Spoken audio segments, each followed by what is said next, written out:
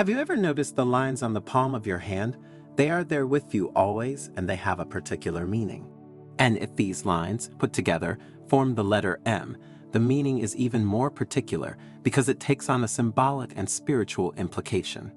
Maybe you've never noticed it because you don't believe in palmistry, yet having the M on the palm of your hand doesn't simply have to do with the theories of those who read palms. But what does it really mean to have the letter M on the palm of your hand? We will see it in this Zen story, rich as always in that Buddhist wisdom, capable of giving us emotional well-being and inner peace. So make yourself comfortable and stay until the end of the video because what you will hear will leave you speechless, especially if you are among the rare people who can say they have this letter on their hand. But before continuing, if you haven't already done so, subscribe to the channel and activate notifications. This way you will stay updated when we publish new content for your spiritual growth. In a quiet Buddhist temple hidden in a charming Japanese forest, the elderly and wise Buddhist monk Ninsi gathered his disciples in the courtyard. "My children," Ninsi began in a calm, penetrating voice, "have you ever felt as if the universe were whispering to you ancient secrets about your destiny? And have you ever had the impression that your destiny, or at least that we call that, holds something unique and mysterious in store for you?" The disciples, captured by his eloquence, nodded, thinking of the sensations they had been pervaded by over time. Imagine entering a place and feeling your own energy being absorbed, as if the environment were making demands on your life force, he continued. Have you ever felt that shiver down your spine, that subtle sensation that leads you to change course, cancel plans, or follow others? Just like when, at the last moment, something happens that takes you elsewhere from the path you had chosen. The disciples exchanged questioning glances, but Ninsi continued without giving them time to answer or ask questions. His intent was to make them think, but also not to distract them from his words. And then there is that strange and enigmatic symbol marked in your hands, the letter M. Those of you who own it know exactly what I'm talking about. One of the disciples raised his hand timidly. "Master, I have the letter M in the palm of my hand, and hearing about it for some time, I have always wondered with anxiety what it meant." Another disciple added, "I also have the M on the palm of my hand, and I was told that it would be a sign that we are destined to live less than others. But how are things really?" Ninsi smiled, a compassionate smile that seemed to light up the night itself. "Well, get ready to decipher the secrets that destiny has in store for you. Welcome to the mystery of the letter M." With seraphic grace, the monk told them the parable of a traveler whose deeds were guided by a star in the shape of an M that illuminated the sky. That star was a light that illuminated his path, and it was as if it also illuminated his very soul, leading him through the mystery that enveloped the world. "Imagine," said the old monk, "that you are like that traveler, with the letter M engraved in the palm of your hand. It is like having a secret map of the universe, an inner guide that pushes you towards your destination. But this map won't just take you to physical locations. It will lead you towards your true essence, towards your spiritual mission, towards gestures and events that will change your life." The disciples listened with extreme attention, eager to discover more about the meaning of that mysterious letter that fascinated and disturbed all those who carried it in the palm of their hand. Those who carry the letter M on the palm of their hand can manifest incredible inner strength, continued Ninsi. These individuals are often natural leaders, capable of inspiring and influencing those around them. Their energy is magnetic, and they attract others to them like the stars are attracted to the moon. Sometimes they are political leaders or business captains. Other times, simply good people who know how to illuminate the path of those around them. For example, particularly charismatic parents, teachers, doctors. And in the spiritual world, he added, the bearers of the letter M are true custodians of ancient secrets. They are in tune with the higher energies of the universe, capable of discerning hidden truths and guiding others towards the light. The disciples listened with growing amazement, feeling part of something bigger than themselves. Those who had the letter M printed on their hand began to feel good. The others began to feel respect for their companions. However, Ninsi warned, with the power of the letter M also comes great responsibility. You must use your gift with wisdom and compassion, or risk being overwhelmed by the dark forces that lurk in the shadows. As the fireplace crackled gently, Ninsi urged his disciples to cultivate their connection with the letter M, to explore its mysteries with humility and gratitude, and to feel privileged. And remember, the monk said in a solemn tone, that your letter M is unique, as is your path. There is no one else like you, and no one can carry out your spiritual mission except yourself. The disciples nodded, feeling a new determination burning in their hearts. With the guidance of the wise monk, they were ready to explore the mysteries of the letter M and discover their true purpose in the universe. And so, in the tranquil Buddhist temple, the light of knowledge burned brightly as the disciples embraced their destiny with hope and confidence, ready to embark on a journey of discovery and transformation under Ninsi's loving guidance. Majestically, Ninsi slowly stood up, his figure bathed in the divine light that seemed to emanate from his very essence. Now that you have understood the meaning of the letter M on the palm of your hand, he said in a grave but hopeful voice, it's time to explore its power and wisdom more deeply. The disciples approached him, eager to learn more. Look, Ninsi said, pointing to the twinkling stars in the night sky. As the stars move harmoniously in the vast universe, so you too, with your letter M, are called to move harmoniously. Every decision you make is a universal dance between your free will and divine design. Every decision you make has to do not just with your reality, but with that of those you love and the universe itself. A disciple raised his hand. Master, how can we be sure that we are following the right path? How can we make sure that this privilege is not in vain? Ninsi smiled, the wisdom in her eyes shining like an eternal flame. Listen to your heart, she said. Your letter M is like an inner compass, always ready to show you the way. But remember, the master continued, that your journey will not be without challenges and difficulties. Dark forces will try to divert you from your path, but with the light of your letter M as your guide, you will be able to overcome every obstacle and emerge stronger and wiser than before. Another disciple raised her hand. Master, what if we don't have the letter M in the palm of our hand? Ninsi paused for a moment, contemplating the question with deep thought. Even if you don't physically possess the letter M, you can still access its wisdom and power, he finally replied. True strength lies within you, regardless of external physical characteristics. Find your center, listen to your inner voice, and you will be guided towards your spiritual realization. The disciples looked at each other with a new sense of understanding and acceptance. The old monk's words were making them reflect, opening a world of emotions in their hearts and minds. Ninsi, looking at the starry sky and with a deep breath, added, whether you bear the letter M or not, he said solemnly, always remember that you are an integral part of the great mosaic of the universe. Each individual, with their own uniqueness and beauty, contributes to the fabric of life. May your journey be illuminated by the light of wisdom and love, and may you find your true essence and inner growth. With these words, Ninsi closed his eyes and the disciples looked at him in silence, feeling the depth of his message vibrate in the surrounding air. Time seemed to slow down, as if the universe itself had stopped to listen to the words of the wise monk. When Ninsi reopened her eyes, her gaze was serene and radiant with hope. And now, he said in a clear voice, let us move forward, each of us, on our journey of spiritual discovery and realization. May the light of our letter M, whether visible or not, always guide us toward our true essence and our highest destiny. And so, in the quiet temple, the fire of knowledge continued to burn brightly as the disciples set out towards their destiny with renewed vigor and awareness. Have you ever heard of the custom of putting coarse salt in the corners of the house? And do you know what exactly this ancient Buddhist practice passed down by monks and healers of enormous wisdom and experience is for?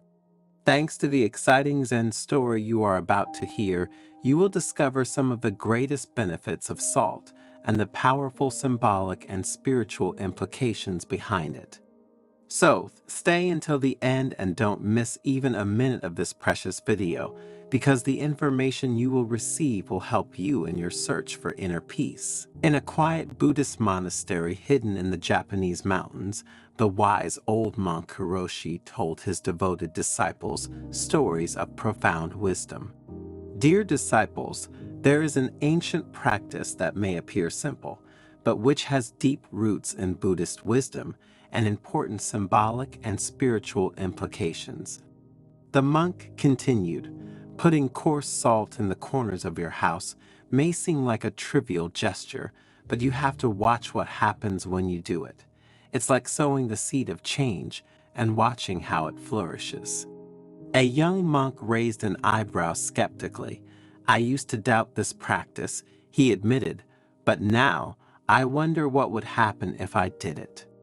You should know that salt has been valued throughout the centuries, considered more than just a spice. It was traded like gold, and many believed it possessed magical properties. But why put salt in the corners of the house? Asked another young nun. Because salt isn't just about making food taste better, Hiroshi replied. It has a much deeper history. And so the monk embarked on a tale that unfolded through ancient cultures and civilizations, from the ancient Egypt of the pharaohs to Gandhi's India, from the regions of Normandy to Bavaria, from Judaism to Buddhism.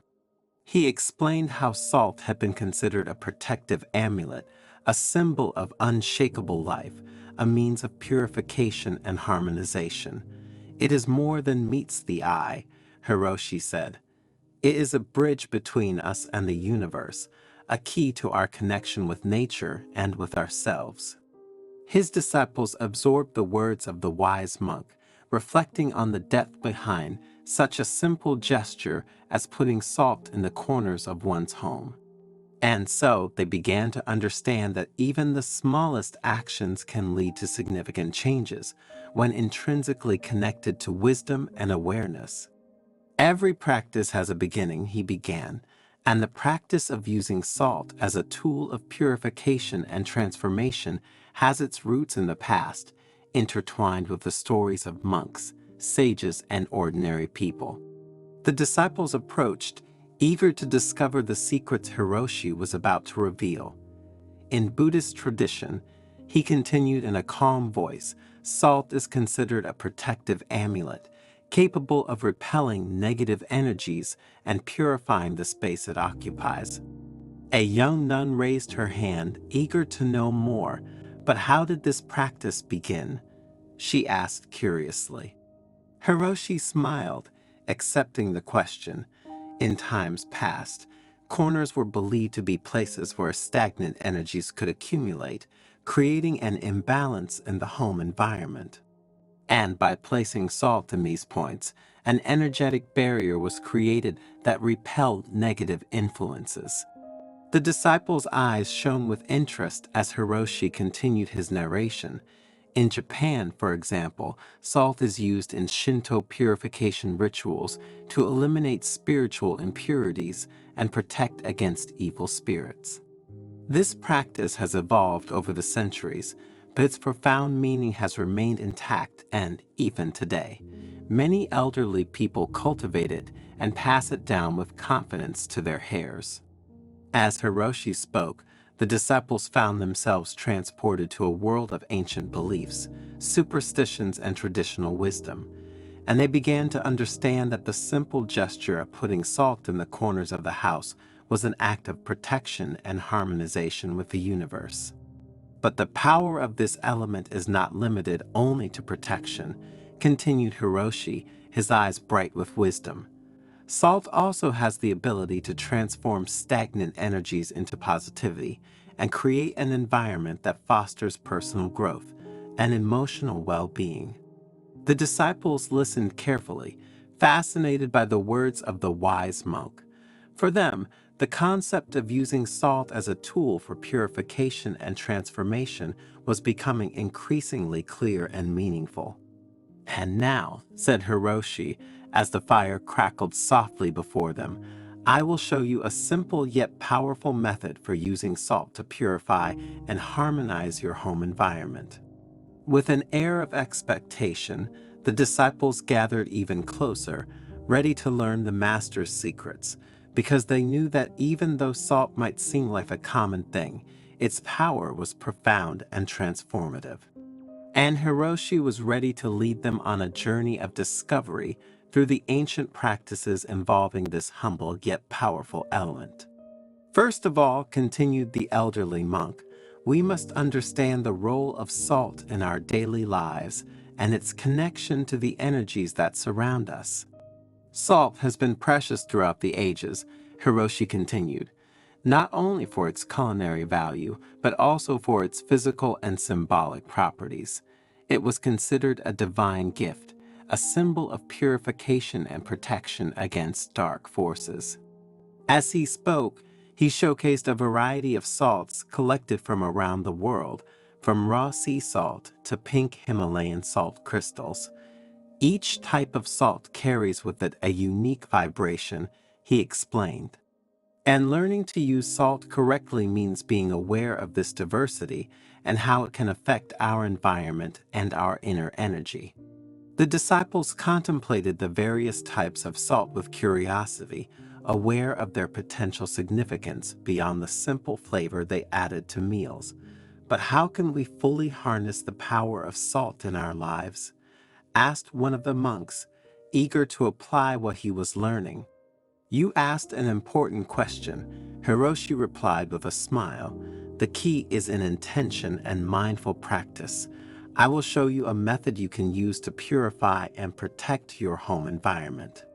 The moon is a powerful energy catalyst, Hiroshi explained, and when salt is exposed to its light, it becomes charged with purifying and harmonizing energy. The disciples watched in awe as the salt absorbed the silvery light of the moon, exuding an aura of tranquility and power. This salt, said Hiroshi, can be used to create a circle of protection around your home or to purify interior spaces. With an elegant gesture, he took a pinch of salt from the bowl and scattered it around the perimeter of the monastery courtyard, tracing an invisible circle of protection. This circle, he explained, will create an energetic barrier that will repel negative influences and promote peace and harmony within these boundaries. The disciples watched reverently as Hiroshi completed the circle of salt, feeling the presence of a protective energy surrounding the monastery. It was as if the place itself had been enveloped in a loving and powerful embrace. But the power of salt is not just limited to external protection, Hiroshi continued. It can also be used to purify and harmonize internal spaces, creating an environment that promotes spiritual growth and well-being. With this, he led the disciples inside the monastery, where he guided them through a series of practices involving salt to purify and harmonize the internal spaces. Each gesture was performed with awareness and intention as the disciples learned to connect with the power of salt and use it to transform the energies around them. Have you ever noticed how humidity can accumulate on the walls of your home, especially in certain areas? Hiroshi asked, scanning the expressions of all the people present. Everyone nodded in agreement, recalling times when they had observed this phenomenon in their homes. Placing salt in those spots can be extremely helpful, Hiroshi continued. Salt, in fact, has the ability to absorb humidity from the surrounding air, thus helping to prevent the formation of mold and safeguard our health. But that's not all, he said with a smile that suggested a new revelation. Salt can also be an ally in the fight against bad odors in domestic environments. Placing small bowls of salt in strategic locations around the home, such as the kitchen or bathroom, can help absorb and neutralize bad odors, Hiroshi explained. In this way, salt acts as a natural air purifier, keeping rooms fresh and pleasant. And these two important benefits of salt, my dears, although they are not directly linked to spirituality, actually have a strong connection with our spiritual path. Because just as it absorbs humidity and bad smells, salt also absorbs energies, emotions, and evil presences. Therefore, it has a very powerful symbolic and spiritual role, and each of us should take this into account. Do you often wake up between 3 and 5 in the morning? And have you ever felt a feeling of uneasiness or curiosity when this happens? In this video, thanks to a Zen story, we will see what it means to wake up recurrently at these times. Together, we will explore the mysteries behind these moments and discover how they can offer an opportunity for personal and spiritual growth. So stay until the end, because you will discover that these nocturnal awakenings can reveal much more than you think. But before continuing, if you are not yet one of us, subscribe to the channel and activate notifications to stay updated on new publications. In an ancient Buddhist monastery located among the mountains of Tibet lived the monk Kiro, famous for his vast wisdom. His lessons on awareness and compassion were renowned far and wide, and disciples came to him from afar to learn from his teachings. One evening, while twilight colored the sky with shades of red and gold, Kiro gathered his disciples in the main hall to answer a question they had asked him several times. Why do some people wake up most nights between 3 and 5 while others don't? Are these awakenings phenomena related to chance, or do they have a meaning? Dear disciples, Kiro began in a calm voice. Today, we will explore nocturnal awakenings and their connection to Eastern medicine and Buddhist wisdom. In Eastern medicine, Kiro continued, night awakenings are believed to be linked to body's energy meridians and their influences on us. Kiro proceeded to explain how each night waking time was associated with a particular organ or system of the body, and how Eastern medicine viewed these awakenings as signs of energetic or emotional imbalance that required attention and care. For example, Kiro said, waking up between 3 and 5 in the morning is associated with the lungs and emotions of sadness. This could indicate a need to address and heal deep emotional wounds, thus allowing our energy vital to flow freely. The disciples nodded, reflecting on their master's words and trying to apply them to their own experience. Master, one of them asked, how can we interpret night awakenings in the light of Buddhist wisdom? Kiro smiled, recognizing his student's deep curiosity. In Buddhism, he replied, every moment of the day is an opportunity to practice mindfulness and compassion. Nighttime awakenings offer us a unique window to explore our mental and emotional states without the distractions we have during the day. Kiro shared stories of ancient Buddhist masters who, through meditation and contemplation, had transformed their nocturnal awakenings into opportunities to deepen their understanding of the human mind and soul. The Buddha taught that waking up at night can be seen as an invitation to develop awareness and kindness towards ourselves and others, Kiro said. It is a time to embrace our experiences without judgment, thus allowing inner wisdom to emerge and move us forward along our path of spiritual rebirth. The disciples, listening with gratitude, felt inspired by the profound union between Eastern medicine and Buddhist wisdom that their master had outlined. Remember, Kiro added, that every waking night is an opportunity to grow, learn, and connect with the deepest part of ourselves. Be grateful for these moments of awareness, for they are precious gifts on the path to spiritual fulfillment. But now let's see in more detail which areas of life are affected by nocturnal awakenings, so that you can better analyze yourself and others.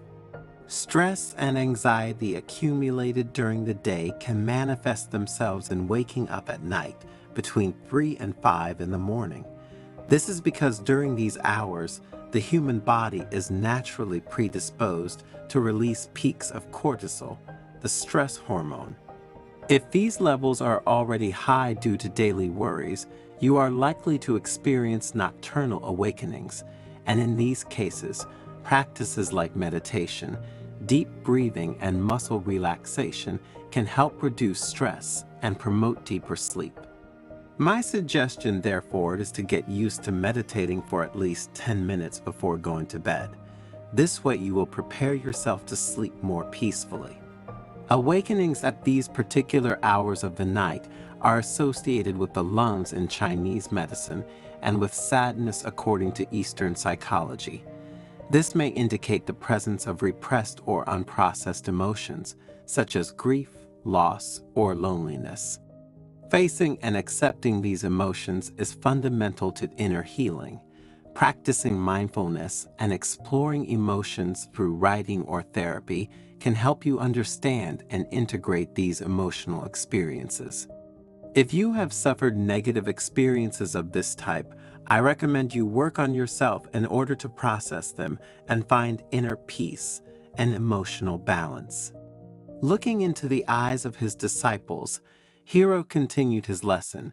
In the Eastern spiritual tradition, the early hours of the morning are considered a privileged time for connection with the divine and for spiritual practice.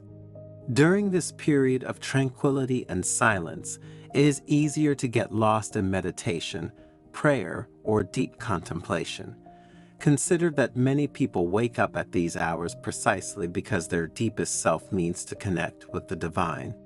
And many practitioners, however, find that waking up specifically between 3 and 5 in the morning is an opportunity to experience greater spiritual presence and awareness, opening the door to new insights and spiritual realizations. These nocturnal awakenings, Hero continued, can also be interpreted as signs of a process of inner transformation and personal growth. During these hours, the subconscious may be more active, bringing hidden emotions, thoughts, and desires to the surface. This can be a time to deeply explore your psyche and to identify what changes or transformations are necessary to live a more authentic and meaningful life. Some nocturnal awakenings, however, can be caused by physical disorders such as acid reflux, insomnia or sleep apnea, liver problems. These disorders can interrupt sleep and cause frequent awakenings during these hours. Eastern medicine suggests various remedies for these conditions. However, if you think you may have such problems, consult a doctor to identify and treat the underlying cause of these physical ailments. Eradicating these problems at the root allows you to improve the quality of sleep and promote emotional and general well-being. As the disciples continued to listen to the monk's words with great attention, Hero introduced another important aspect. The period from 3 to 5 in the morning, he said, is considered a time when the unconscious can communicate important messages through dreams and awakenings. This theory is suggested by both the ancient Zen wisdom and the analytical psychology of Carl Gustav Jung. These messages can be symbolic or intuitive and can provide valuable insights into our inner lives, relationships, or challenges we are facing. Keeping a dream diary or practicing meditation before sleep can help capture and interpret these unconscious messages. If you write them down immediately, the next day you will have the opportunity to remember them and be able to use them in your growth process. Another reason why some of us wake up at those times, according to Eastern tradition, is linked to the natural rhythms of the universe. The early hours of the morning, in fact, are considered a time when vital energy is concentrated and flows more freely. Waking during this time may indicate an alignment with these natural cycles or a need to adapt to them to promote health and well-being. Practices such as yoga, tai chi, or meditation can help harmonize the body, mind, and spirit with the rhythms of nature. So, my dears, consider practicing them. A disciple asked, Master Hero, should we ultimately be worried if we often wake up at these times? My dears, said the monk, I would look at these awakenings as a precious opportunity to explore the depths of our mind, our spirit, and even our body. If an awakening suggests a physical problem to us, we will know we need to take care of it. If it suggests a spiritual meaning to us, we will know we have to work on it. Remember, through Eastern wisdom and heartfelt compassion, to learn to welcome these moments as precious gifts along the journey of life. Every nocturnal awakening is an invitation to greater awareness and understanding of ourselves and the world around us.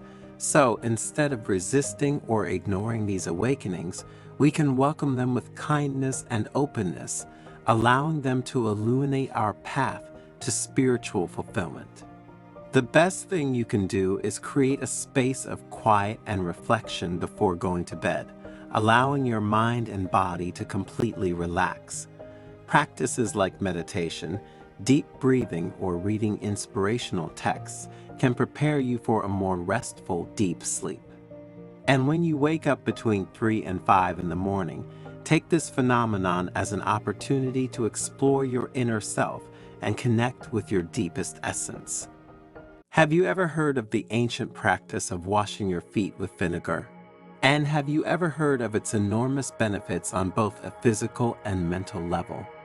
And again, did you know that behind a simple daily act like this lies a profound spiritual meaning? The Zen story you will hear shortly will be a journey of discovery and reflection, where we will explore not only the physical benefits, but also the profound spiritual meanings of this ancient ritual. Get ready to immerse yourself in a story full of wisdom and stay until the end, because you will discover what also happens on a spiritual level if you take foot baths with hot water and vinegar. In a quiet monastery located among the green hills of Japan, the elderly Buddhist monk Kada sat among his disciples, surrounded by the silence and serenity that enveloped the sacred place.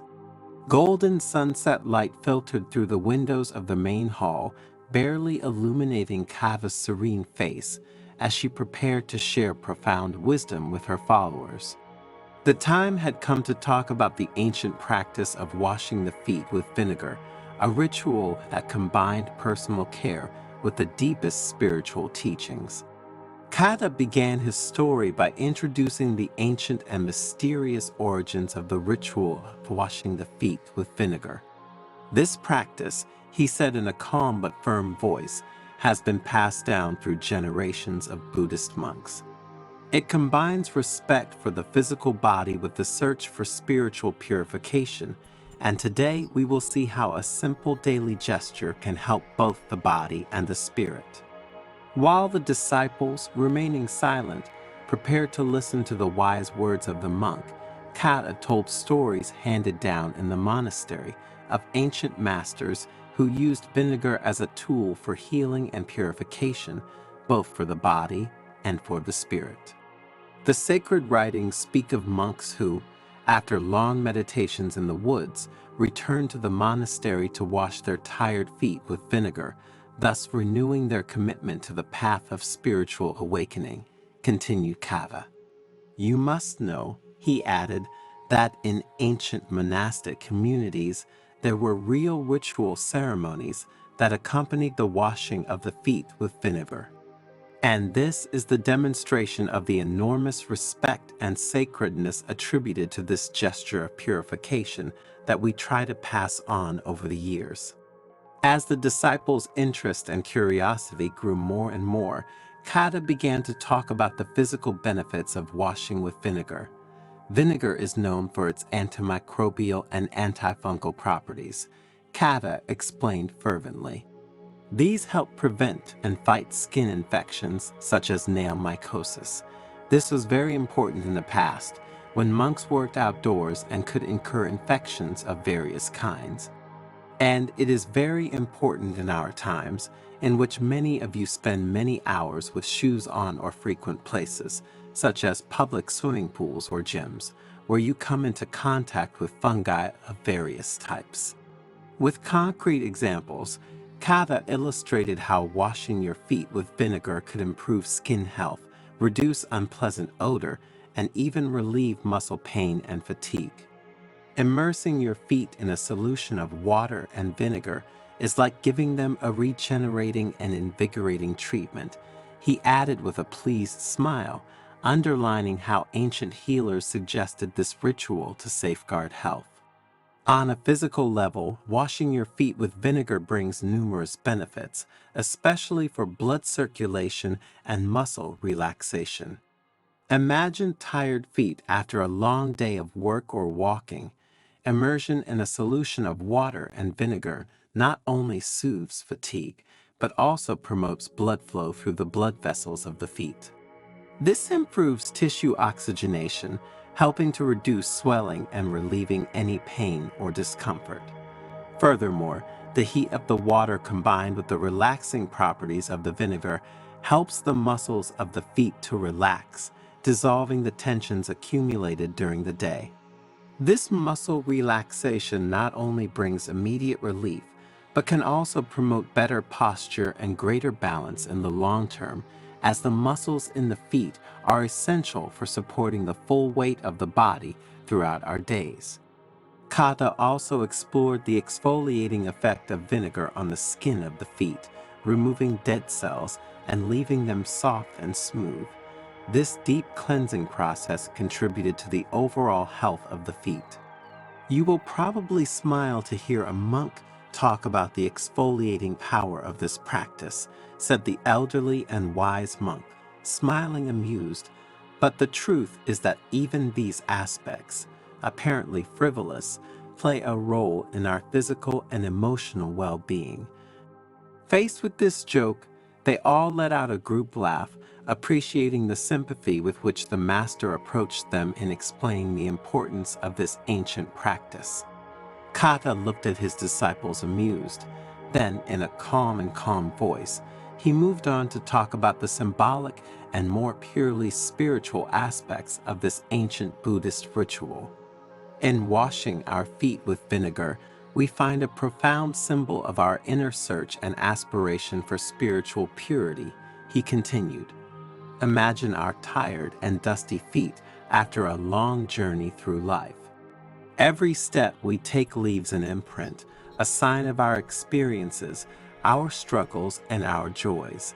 Yet, despite the weight of the journey, we continue to advance with determination and hope. In this simple act of washing the dirt off our feet, we see reflected the desire to purify our mind and heart from the impurities of the world.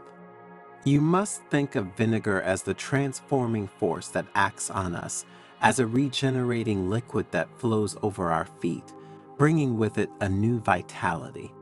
Just as vinegar slowly dissolves accumulated dirt and sweeps away dead skin from our feet, so we seek to loosen the chains of selfishness, hatred, and fear that imprison us.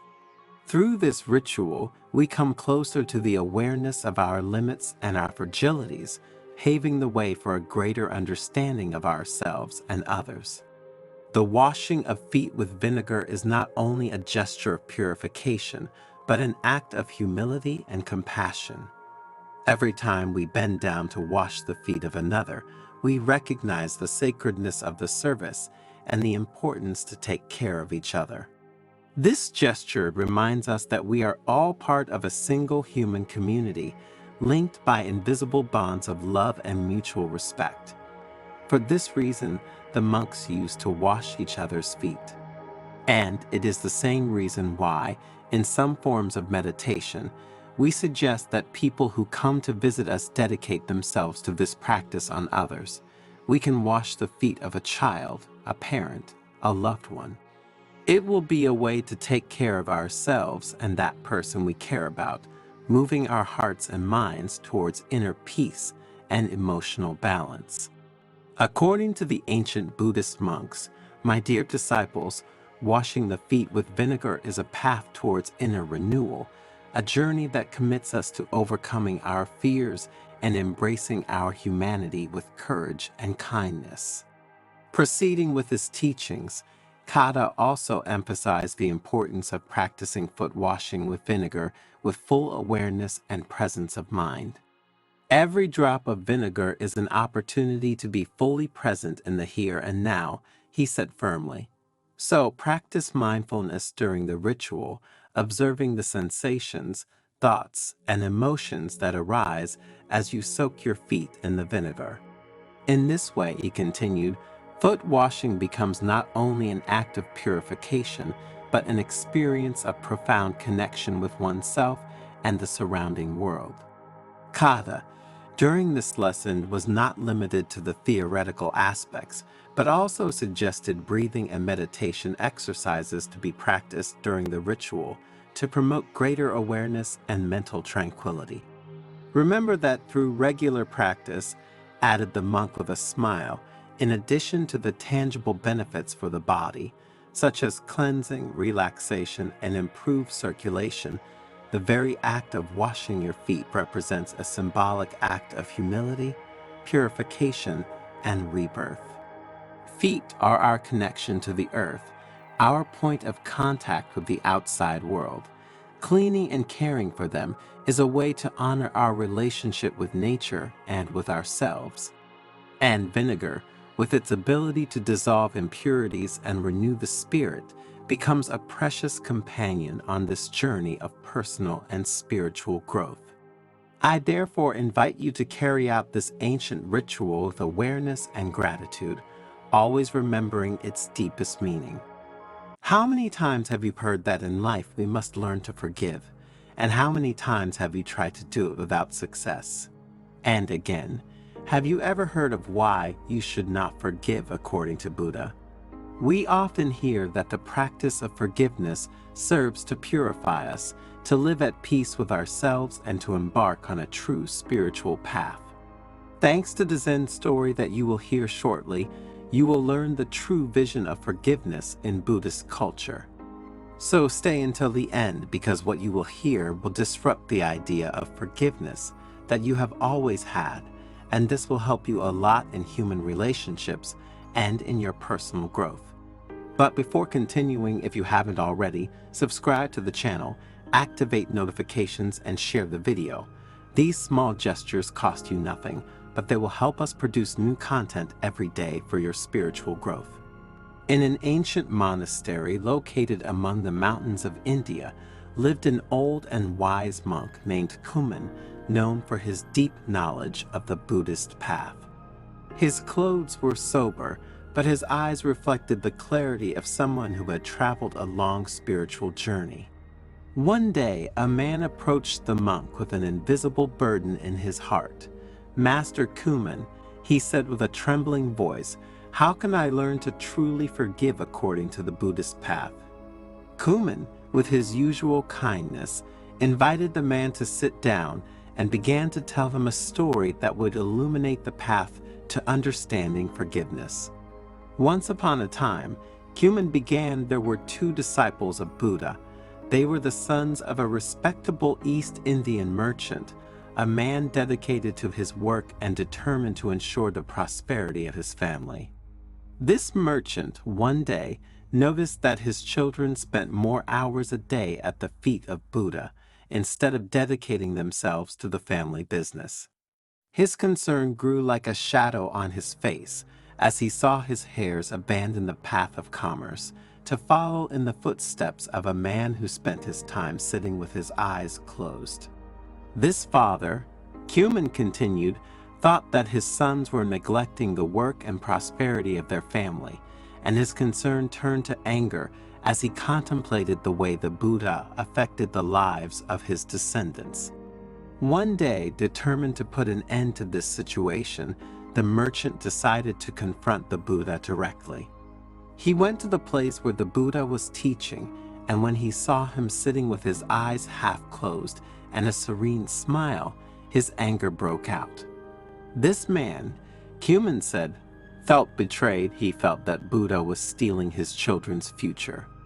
The merchant, full of anger and despair, had planned how he would humiliate the Buddha in front of all his disciples. He wanted to spit on him and hold him down for the damage he was doing to his family. But when he came in front of the Buddha and saw his peaceful face, something changed within him. The atmosphere around the Buddha was so permeated with calm and serenity that the man momentarily forgot his vengeful intentions. However, his pride could not accept this climate of extreme peace. Then, strengthened by his determination, He spat in the Buddha's face. The Buddha's disciples rose to defend him, but the Buddha remained unperturbed, with a calm gaze and a persistent smile. Cumin described the atmosphere that followed as if a wave of calm had enveloped the place. The Buddha, he said, did not react with anger. He sat with his eyes half closed, accepting the apparently offensive act with his heart open. The merchant, seeing the Buddha's reaction, realized the helplessness of his actions, and the anger he had harbored turned into remorse.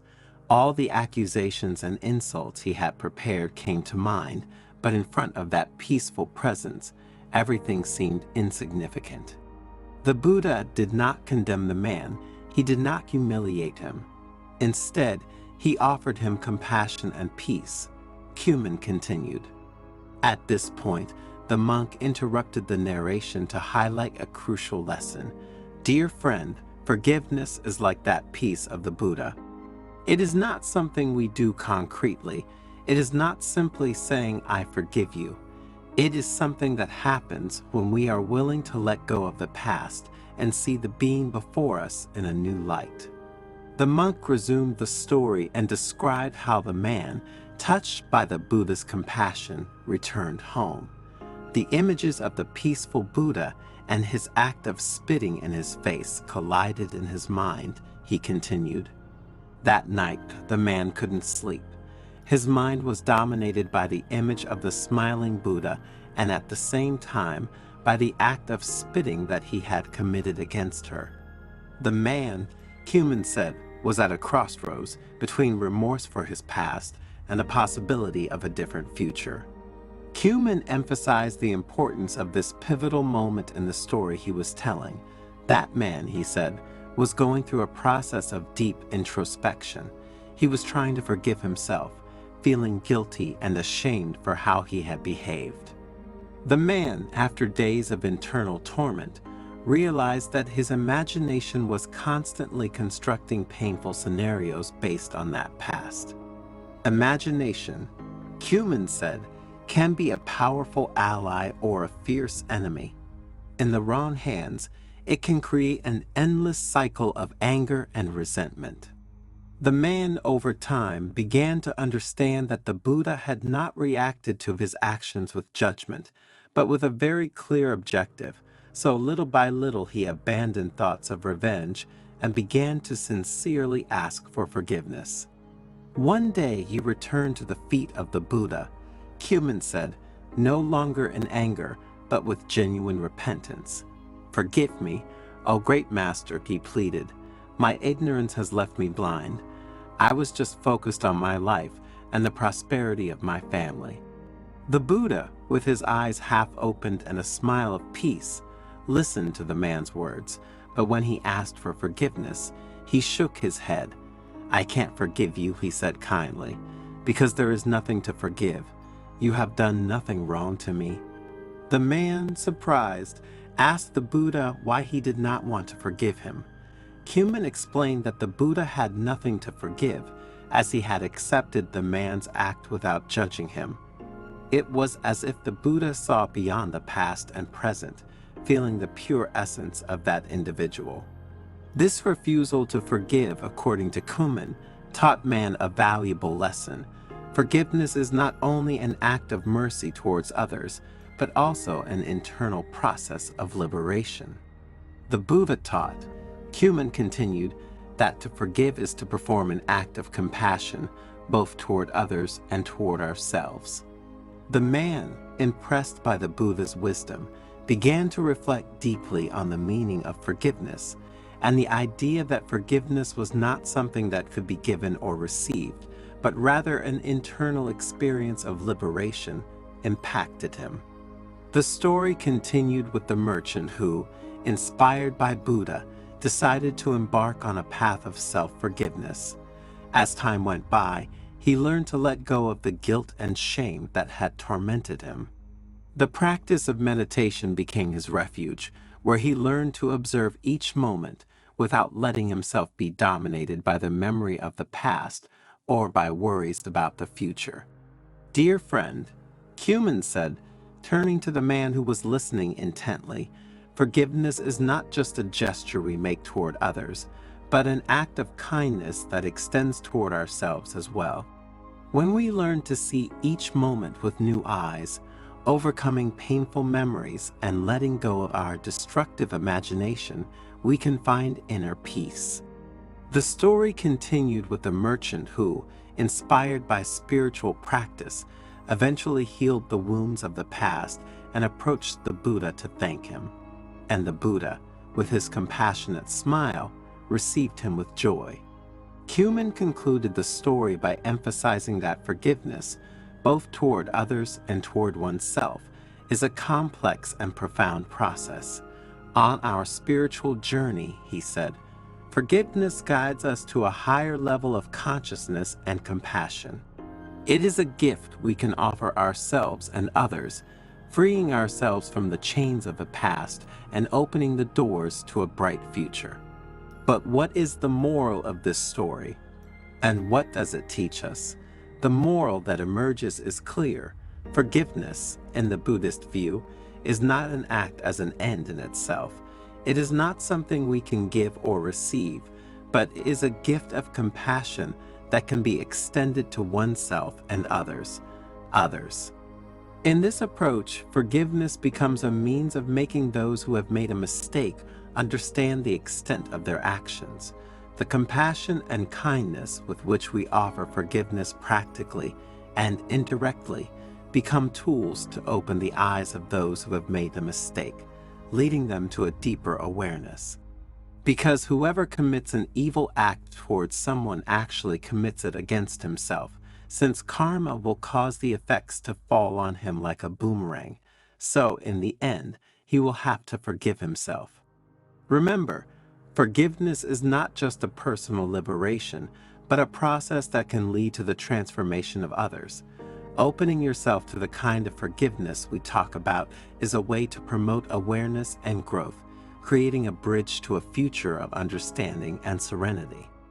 Is there a way to cure all diseases in the body? Or rather, is there a way to make our mind heal our body? If we look at nature, we realize that it exists. Let's think about the wild animals that, without having any veterinarian at their disposal, find a way to cure themselves and continue their journey. In this video, thanks to Master Cato's Zen story, we will see how to cure ourselves of all diseases thanks to the strength of our mind. Therefore, I recommend that you stay until the end because you will have in your hands fundamental ideas for your personal growth and your self-healing journey. In the heart of an ancient monastery, where incense danced in the air and light filtered through ancient windows, the ancient and wise Master Cato was about to begin a lecture on the art of healing oneself. The numerous people who came to learn from his profound wisdom, as soon as he entered the room, prepared to listen to him in respectful silence. I wonder, Master Cato began in a sweeping voice, if a person can really cure himself of an illness? The air seemed to vibrate as those present waited for the answer to a vital question. You would think that if it were possible, hospitals would close and doctors would be out of work.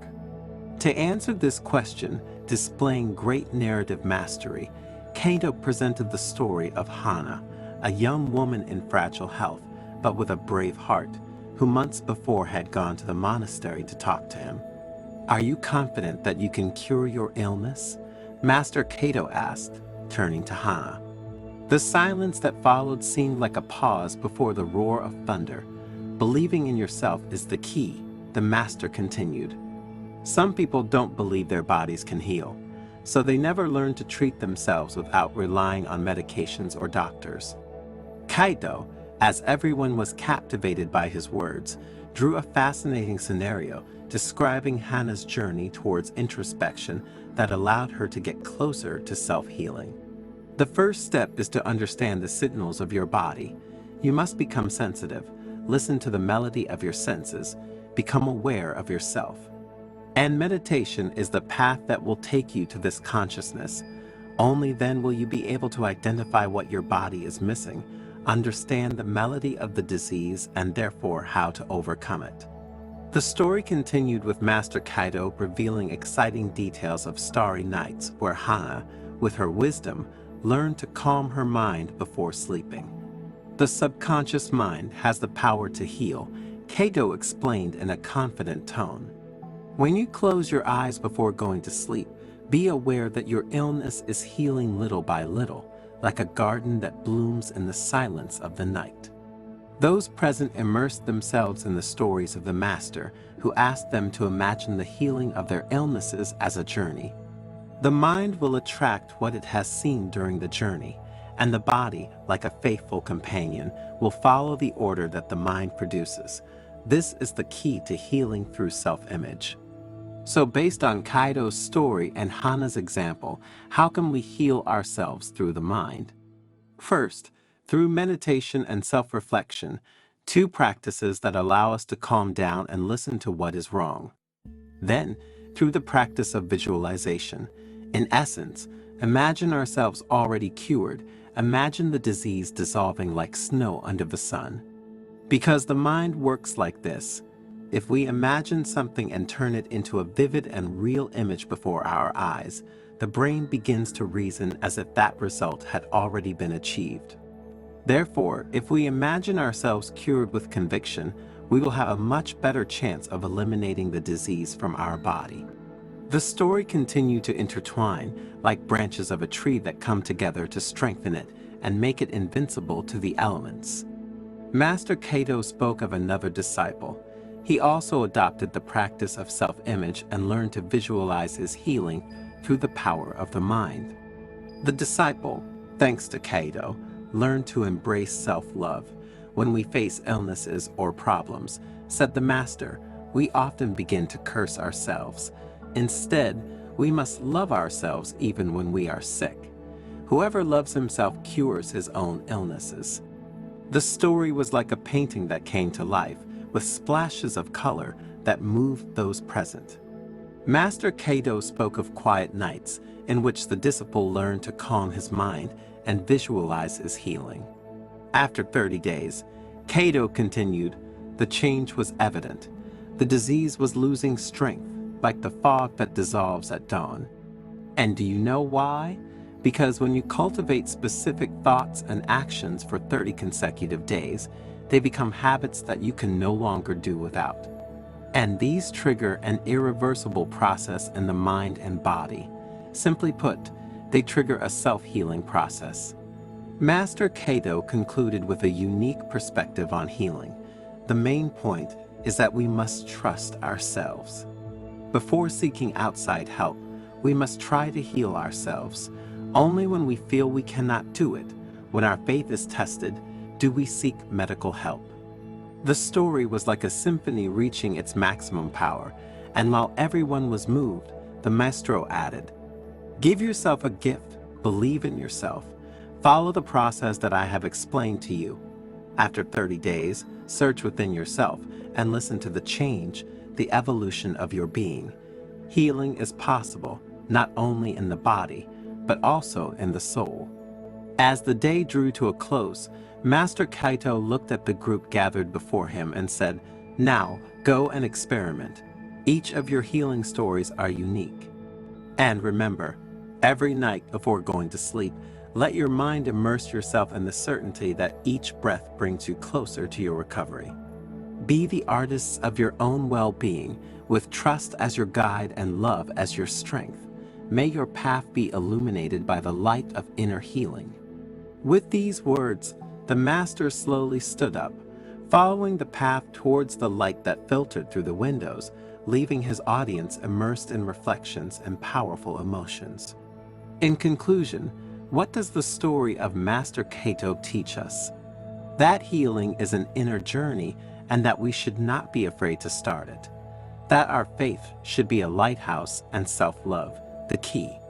And that through practices like meditation, self-reflection, and visualization, we can truly heal ourselves. Without forgetting, however, that to achieve this, we must be willing to delve deeper into these issues and work on them with commitment and perseverance. Better yet, having the support of experts who can guide us on this path, teaching us step by step how to do it. Have you ever heard of the ritual of putting a glass of water under the bed before sleeping? If you often feel tired and depressed, if you have found yourself struggling with anxiety and a lack of inner peace, you should know that this ritual can help you change things. But what are its secrets? How can a simple glass of water change our mood and bring us towards greater mental balance? You will understand this thanks to the Zen story you will hear shortly. So stay until the end, because we will explain exactly the procedure to follow. By doing so, this ancient practice will allow you to find serenity and bring order to the frenzy of life. In the quiet cloister of an ancient Buddhist temple, nestled between the mountains and forests of a remote Japanese region, Master Ryo gathered his devoted disciples around him. His face, marked by the wrinkles of time, exuded wisdom and compassion. With a calm wave of his hand, he invited everyone to sit in a circle, while the twilight dyed the sky in shades of orange and pink. Today, I will tell you about an ancient practice passed down by generations of wise monks and healers. Master Ryo began in a calm but incisive voice, capturing the attention of the people present. It is the ritual of the glass of water under the bed, a simple gesture but full of profound meanings on a spiritual level, a practice used for centuries to promote inner peace and tranquility during sleep. His disciples looked at him with eyes full of interest, eager to learn the secrets of this mysterious practice and try it on themselves. The history of this ancient practice dates back to distant times. Master Ryo continued as the candles illuminated his face. It is said that in the remote lands of Ki province, there lived a young samurai named Haruki. Although he was gifted with great courage and skill in the arts of war, his heart was tormented by doubts and fears, like a rough sea in a storm. On a dark night, Haruki went to his village's Zen master, a wise man respected by all, seeking answers to his inner torment. The monk continued. "Master," Haruki said with a trembling voice, "how can I find the peace I long for in my heart?" The Zen master handed him a glass of water and said, "Take this glass and place it under your bed before you sleep. Tomorrow morning, when you wake up, look at it carefully and come to me." Haruki followed his master's advice, and the following morning went to him with trembling curiosity. "What did you see, Haruki?" asked the master. "The glass was full of water," replied the young samurai. "And now, pour the water into this cup," ordered the master. Haruki obeyed, and as the water flowed, the master asked, "What do you see now?" "The glass is empty," Haruki replied, amazed. The master smiled sagely and said, "Just like water in the glass, your mind can be agitated by thoughts and worries. But just as water can be poured and the cup can be cleaned, so your mind can be purified by inner stillness." The disciples listened enraptured to the master's words, captured by the depth of his teaching. This ancient ritual, explained Master Ryo, has been passed down by generations of sages who recognized its effectiveness in bringing balance and serenity to the mind and spirit. It is said that a glass of water under the bed can absorb negative energies while we sleep, added the master, while his disciples' gazes lit up with curiosity. In the morning, if the water has bubbles or is cloudy, it means that it has worked its magic, absorbing the dark energies that surround us. The disciples nodded with understanding, fascinated by the hidden power of this age-old practice. But it's not just a question of negative energies, the master continued, raising a finger as if to underline an important point. The ritual of the glass of water under the bed is a powerful tool for cultivating inner peace and combating anxiety and depression. When we observe the water in the glass before sleeping, explained the master, we focus on its calm and clarity, letting our mind free from the worries and tensions of the day. And with every breath we take, we imagine the water absorbing all our anxieties and fears, leaving us in a state of stillness and tranquility. Therefore, as you may have understood, we are talking about a path of meditation. The disciples nodded gratefully, internalizing the Master's words and meditating on the transformative power of the ritual of the glass of water under the bed. But water is also an element of connection and purification, continued the Master, whose face radiated calm and wisdom. Through this ritual, we get closer to the very nature of the universe, reconnecting with its primordial energies and rediscovering our true essence. The disciples listened enraptured, captured by the Master's words and the intrinsic beauty of this age-old practice. They essentially understood that a profound symbolism was hidden behind this practice. Remember, Master Rio continued in a calm but firm voice, that true wisdom lies in humility and perseverance, in the constant journey towards self-knowledge and compassion towards others. The disciples looked into each other's eyes, illuminated by the light of understanding and awareness. At that moment, in the quiet cloister of the Buddhist temple, it seemed as if time had stopped. And the ancient wisdom of Master Reo continued to resonate in the hearts and minds of his devoted followers who, thanks to his teachings, found many ideas to live peacefully and undertake their spiritual journey. But what is the lesson we can learn from Master Rio's teachings? That the act of placing a glass of water under the bed before sleeping is not simply a ritual for its own sake. Carrying out this practice with faith, awareness, and conviction means having in your hands a very powerful tool to find inner peace, emotional balance, and fight anxiety and depression, added the monk. Remember, my dears, that even the smallest actions can have a profound impact on our mind and spirit, and for this reason we must not underestimate them, but cultivate them with perseverance. Each night, when we place that glass of water under the bed, we are symbolically letting go of our worries and tensions, allowing calm and serenity to flow into our lives. Master Rio, what is the precise way in which we must carry out this ritual? Asked one of the disciples. To practically implement this ritual, just follow a few simple steps, replied the monk. First of all, take a glass of water and fill it about 3/4 full. Then place it under your bed, on the right side of your body. Before falling asleep, observe the water for a few minutes, focusing on its calmness and clarity. Breathe deeply and imagine the water absorbing all your worries and tensions. In this way, all the negative energies that condition our existence for the worse are eliminated overnight. In the morning, as soon as you wake up, check the water. If it is cloudy, unclear, or has bubbles, it means that the negative forces have ended up in the glass, and that the water has absorbed these energies for us.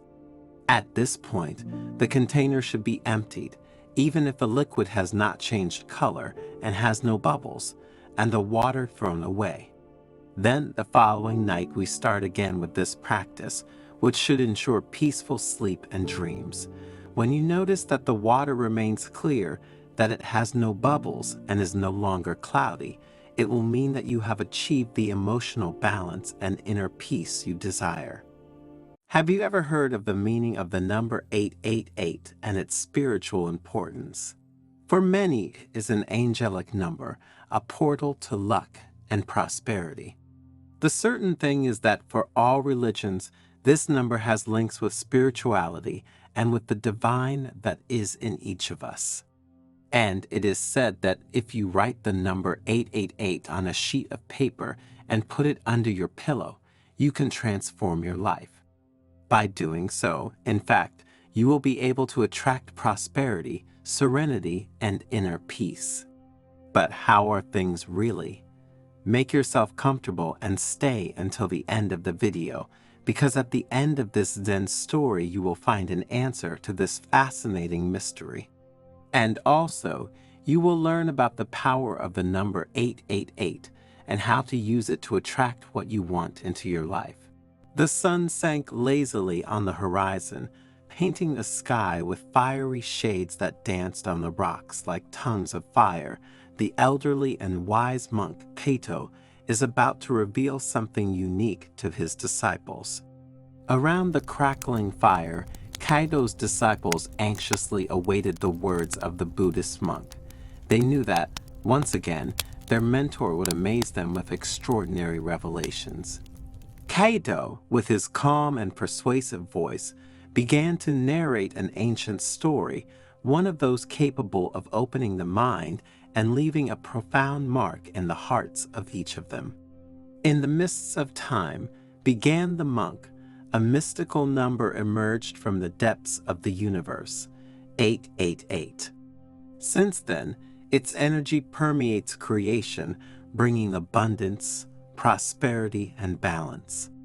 Like a rushing river that fuels life, this number brings with it the promise of a bright future, a future full of joy and fulfillment. The monk bent down, picking up a small sheet of snow-white paper. With precise and delicate gestures, he traced the number 888 in golden ink. His calligraphy, as fluid as a mountain waterfall pouring down the valley, seemed to leave a mark in the minds of the disciples. This symbol, he explained in a soft voice, contains an ancestral force capable of attracting positivity into your life like a magnet attracts iron. Think of this number as a talisman that brings good luck, a bridge that connects heaven and earth, a portal that will lead you to a world of wonders. The disciples listened in silence, enraptured by the Master's words. Their eyes shone with curiosity and hope, like stars lighting up in the night sky. 888 is more than just a number, Kato continued, his voice vibrant with wisdom. It is a key that opens the door to the unlimited potential of the universe. And consequently, if we know how to interpret certain messages well, to the unlimited potential that lies within each of us. Like a magical portal leading to a world of wonders, this number will allow you to access an infinite reserve of energy and wisdom, an inexhaustible source of inspiration and inner strength. One of the younger disciples, eager to know more, asked, "Master Kato, how can this number open the doors of prosperity and inner peace for us?"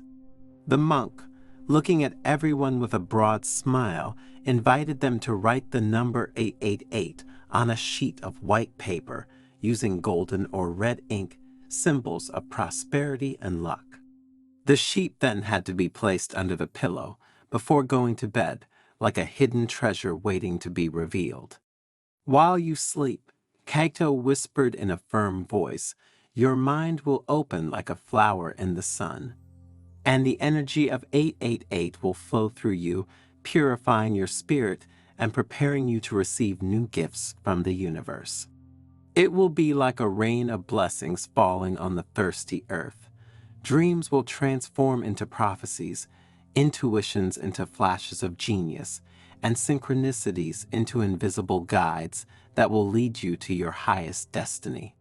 The disciples nodded, and with their hearts full of hope and the paper with the number 888 clutched in their hands, they headed towards their rooms.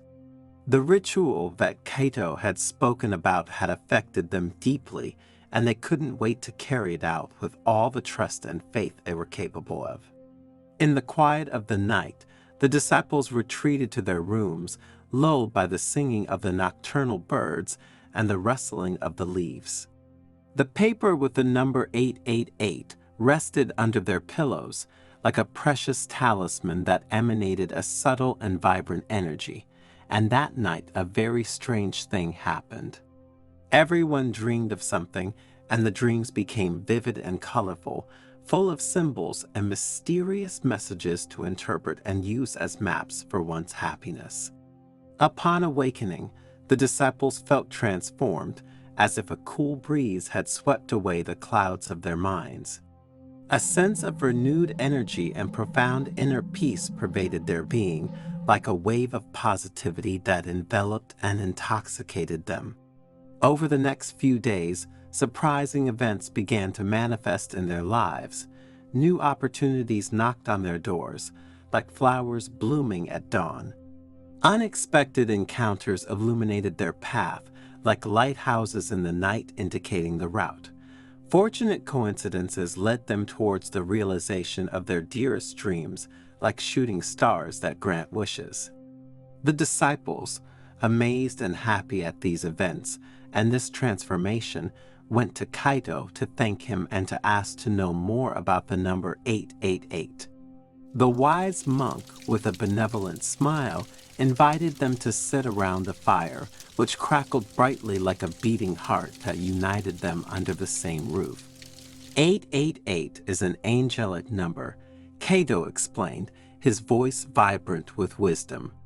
It is a message sent by our spiritual guardians, a precious gift that infuses our lives with hope, love, and protection. Like a lighthouse in the night, this number guides us towards our highest destiny, illuminating the path ahead with its golden light. In Buddhism, the number 8 represents the Eightfold Path, or the path that leads to enlightenment. And the 888 is seen as a symbol of spiritual perfection and awakening, a symbol to be respected, and thanks to which one can find one's path in life.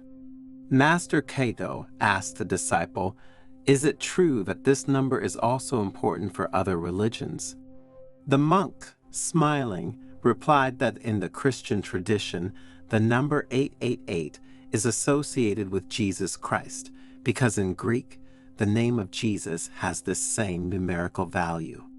And for this reason, it is seen as a symbol of redemption, salvation, and eternal life. Kaido told stories of angels and spiritual guides who, through this issue, had offered their help to people in difficulty. He talked about how this number was often present in prophetic dreams, sudden intuitions, and surprising synchronicities, like an invisible thread that weaves the fabric of our destiny. The 888 is a symbol of balance and harmony, continued Kaido. Like a bridge that connects heaven and earth, this number helps us find the right balance between our spiritual aspirations and our material needs. It is an invitation to live a life full of meaning, in which external prosperity is accompanied by internal growth, giving us emotional balance and mental well-being. While the disciples listened with great interest, and their hearts were grateful to their mentor for the wisdom he imparted to them, the monk taught them how to meditate on the number 888. Thinking about this number, my dears, visualize how a golden light flows through your body and purifies your soul. And pay attention to the signs and synchronicities that manifest themselves in your life, recognizing them as messages from the universe that guide you towards your destiny. The disciples, with hearts full of gratitude, from that day continued to constantly practice the ritual of the number 888 and meditate on it. Their life turned into a journey of discovery and joy, where every day was a new chapter in a wonderful story. The numbers danced before their eyes, like notes of celestial music that invited them to follow the rhythm of the universe. And their lives, despite the challenges and tests to which they were subjected, continued in the name of trust, faith, and perseverance. Challenges are like stones that help us build the path of our life, Kaido had told him during his lessons. Do not be afraid of falling, because it is only by falling that you learn to get up. The 888 is with you. You just need to open your heart to feel its energy. The most difficult test was for Akiko, a young disciple with a pure heart and a kind soul. A sudden fire destroyed her house, leaving her with nothing. Akiko was disheartened and cried desperately, believing that the universe had abandoned her to her fate. Kaido took her hand and led her to the top of a hill overlooking the valley. The sun was rising, painting the sky in shades of pink and orange. "Look," he said, pointing to the breathtaking view. "The universe has not abandoned you. It has given you this test to make you emerge like a phoenix from the ashes. Remember that the 888 is with you. Have faith, and your inner strength will guide you despite adversity." Akiko watched the sun rise and felt a new strength rising within her. The monk's words gave her the hope and determination to rebuild her life. With the help of his fellow disciples and the community, he built a new house, more beautiful and more resistant than the previous one. After overcoming various tests and challenges, the disciples felt transformed. They had acquired a new awareness of themselves and their place in the world. One day, Kaito gathered them together again and asked them, "What have you learned from all this?" The disciples, moved and aware, recounted their experiences. They had learned that true wealth is not in material things, but in inner strength, love, and compassion. And that the number 888 is not a magical lucky charm, but a symbol of their unlimited potential. And again, that the key to a happy and fulfilling life is to trust your intuition and live in harmony with yourself and the universe. Master Kaito looked at them with pride and greeted them with these words, "Now you are ready to spread your light in the world. Use your wisdom to help others and to create a better world."